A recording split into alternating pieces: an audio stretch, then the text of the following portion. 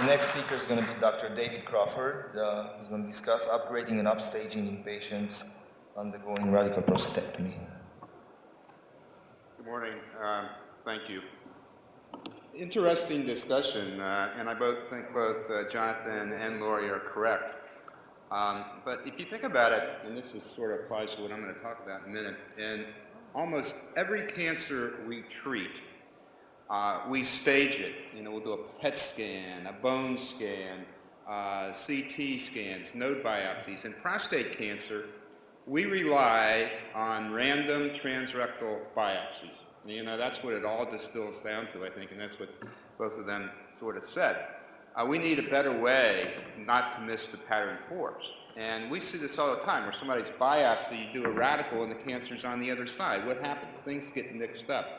You know, we're trying to use some of these genomic tests to help us sort of have an epigenetic halo or things around to help us there.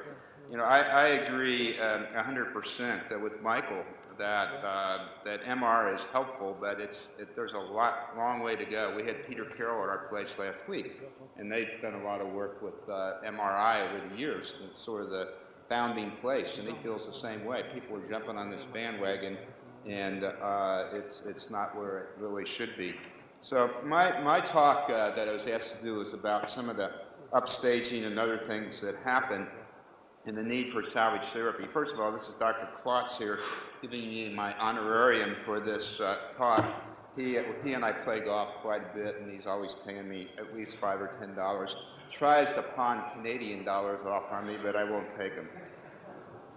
If you look at AUA guidelines, they're here. I've got a few slides on those. It says a patient with clinically localized prostate cancer should be informed about the commonly accepted initial interventions, including at a minimum active surveillance radiotherapy, external interstitial radical prostatectomy. The benefits and harms of each should be discussed, and that's really nice to say that. The high-risk patient, when counseling patients with high risk, then we start to lose some of it. We know that there's one randomized trial that's been reported 3 times in the New England Journal of Medicine on radical versus watchful waiting or active surveillance, whatever you want to call it then, which was in the pre-PSA era. We know that the radiation oncologists are ahead of us in surgery. They've done a number of trials showing the integration of hormone therapy with radiation really makes a difference. And then there's always this recommendation: patients with clinically localized prostate cancer should be offered the opportunity to enroll in available clinical trials examining new forms of therapy, including combination therapies with the goals of improved outcome. So what really happens in the real world is we're trying to develop level 1 evidence. And this is the pathway to this level 1 evidence. So usually randomized, controlled clinical trials. So I'm going to talk a little bit about the failures we had in that area. We have challenges in clinical trials, localized prostate cancer trials. We hear a lot about those, but can you show me one trial of radiation versus surgery, of seeds versus external beam, and so forth and so on? If you look at cancer trials in general, it's abominable. The patient accrual to clinical trials is less than 2 to 3% of the total people with cancer, and in prostate cancer is probably even less than that. We're faced with, in the U.S., with decreased federal funding. We have increasing bureaucracy and increasing cost. Those of you that have been around for a while know the burden of clinical trials. Beginning back in 1962, there have been innumerable layers of regulations that have been created. Nothing has been done to address these, and the ones that are little or no benefit. When you do clinical trials right now, it's extremely expensive. The cost has gone up, up into the hundreds of thousands, millions of dollars to do trials. We have CROs right now those of you that deal with CROs, these research organizations, tend to treat physicians not very nicely, and constant emails to sign this, do this, do this, and this is what we're faced with. And so you lose your enthusiasm for clinical trials, and they're difficult. We heard some clinical trials presented yesterday, and I'll present some. It takes it, and Mario Eisenberger said this, 10 to 15 years to see results. That's unfortunate. We need intermediate endpoints, and we need other things. If you look at today, and you do a media search about how many prostate trials are out there, there's 180 phase 1, phase 2 trials, 76 phase 3. Most of them are pharmaceutical company driven, and so maybe they'll get their drug approved. Does it really advance science? And then we have a few of them that are done in cooperative group spores and things like that. Here's the dilemma. A healthy man with newly diagnosed T1, T2, prostate cancer, what's the best treatment? Radical prostatectomy, all these things up here. We don't have those trials. If the patient goes to see a radiation oncologist, maybe this is what they'll present. If you have surgery, you're going to leak all the time. If you go to a surgeon, they talk about radiation oncology, you'll talk about the side effects from radiation oncology. So we're biased. And then if you go and talk about robotic surgery, which is my pet peeve, how wonderful things often appear what they aren't, and that's robotic surgery. And in fact, this is what happens, that people are misled, and we see this again and again and again. Let's talk about trials. This is one that we started in 1988 in the Southwest Oncology Group. Peter Scardino was the study coordinator, and it was a randomized trial of surgery versus radiation therapy. This was an important trial to do. It was stopped after 21 months because we accrued a whopping 6 patients. All right? We had two patients at the University of Colorado. One had radiation, one had a radical. The person who had the radical is still alive, so I think I know the results of the trial. Neoadjuvant therapy. We heard about this yesterday. A very nice discussion by Nelson, and it was a good idea. This was a trial that Eric Klein did in SWAG, and we wanted 1,800 patients. We got 150. It was closed. These are the studies that are out there.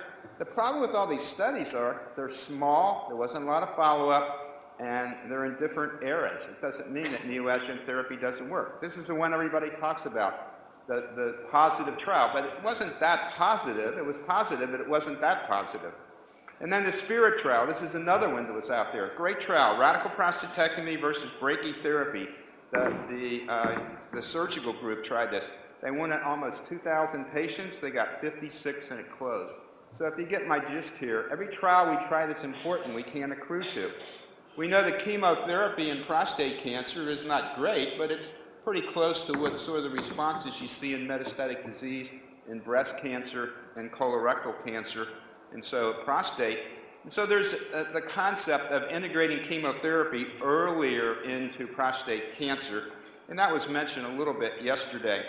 This is Mario Eisenberger's trial that was done with Sanofi, a huge international trial with almost 1,600 patients were going to get radical prostatectomy, and then they were going to get observation, LHRH agonist, and docetaxel. This study was closed prematurely because of lack of accrual. Okay, so another great trial goes down the tubes. We talked a little bit about neoadjuvant therapy, and this has been shown to work with radiation. This is the PIVOT trial. This is a trial that was completed, so to speak. Yet we all trash this trial.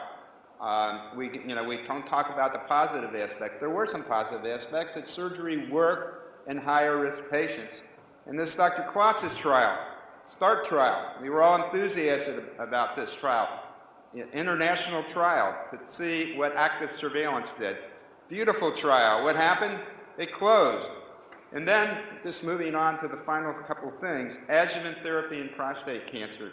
Horsinki and the Mayo Clinic guys years ago talked about using hormone therapy, diploid tumors, and that in men that had positive lymph nodes. And in this Mayo study published in 1992 showed a benefit, but it wasn't a randomized trial.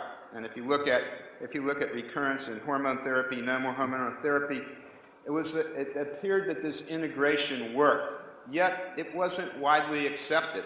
And then along came the Messing trial, which was a SWOG-ECOG trial. It took men who had positive lymph nodes. After a radical prostatectomy, they were randomized to immediate versus delayed hormonal therapy. What's the problem with this trial? It was small. And it was, again, it was a long time for follow-up, but what it did show here is that if you look at progression-free survival on immediate therapy versus observation, it was significant. So if you have penicillin for pneumonia, you don't need 500 or 1,000 patients on a trial. And there, again, if we look at patients who were their overall survival rate and their cancer-specific survival rate, now out 12 to 15 years, this is a positive study. But the problem is small numbers. It wasn't going to talk about pathology review, things like that, whatever, but it was a trial, I think, that's positive. There was a large bicalutamide trial out there, international trials, everybody remembers that. It was stopped because of the cardiovascular side effects that were seen in Canada. 9921, I want to report this right now. This is the first time that this has been updated in a long time. This was a SWOG trial, and it took men who had radical prostatectomies, high-risk features like Gleason 8, seminal vesicle invasion, positive margins, initial PSA greater than 15, and even positive lymph nodes. And so they were randomized to combined androgen blockade for 2 years, or combined androgen blockade with chemotherapy. There was not a control arm with no treatment. This study was accrued 983 patients. It was actually stopped prematurely because of leukemias that occurred in 3 patients who were on mitoxantrone. Nevertheless, we have now 10-year follow-up on this. And what these patients were randomized to were low, intermediate, and high-risk groups. And the high-risk groups were the ones that had positive nodes, intermediate seminal vesicle invasion, but no positive nodes, and low with positive margins, extraprostatic extension, and so forth. And what we see here at 5 years is that hardly anyone in these high-risk groups, including positive nodes with bad local pathology, are dying of prostate cancer. And so this sort of reinforces the Messing study with positive nodes and some other studies. And now we're going to be reporting this out at 10 years, and these numbers are about the same. And so this is the Adjuvant study that was supposed to get 1,300 patients, but it got 900. But it was closed because of leukemias. Now, the last thing I want to talk about is an adjuvant trial that we did in the Southwest Oncology Group, started in 1987, and that's what we were calling it clinically stage A and B prostate cancers instead of T1Cs and T2s, but men who had a radical and had adverse pathology, seminal vesicle involvement, positive ink surgical margin, extension beyond the capsule.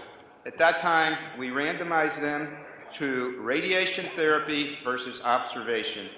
And it took 13 years, basically, to see a difference. And what you see here is a 10% reduction in the metastasis-free survival rate at 10 years. And if you look at survival rate, it's right here. Difference of about a year when patients are followed out 13 years. Now, everybody hails this as a very positive trial. It is a positive trial. However, look at the number of people that got treated that probably didn't need to be treated with radiation therapy. And so we need a better way not to just radiate everybody that walks in the door that has a positive margin or extracapsular extension or seminal vesicle invasion, because it really didn't improve survival rate that much. It's a positive trial.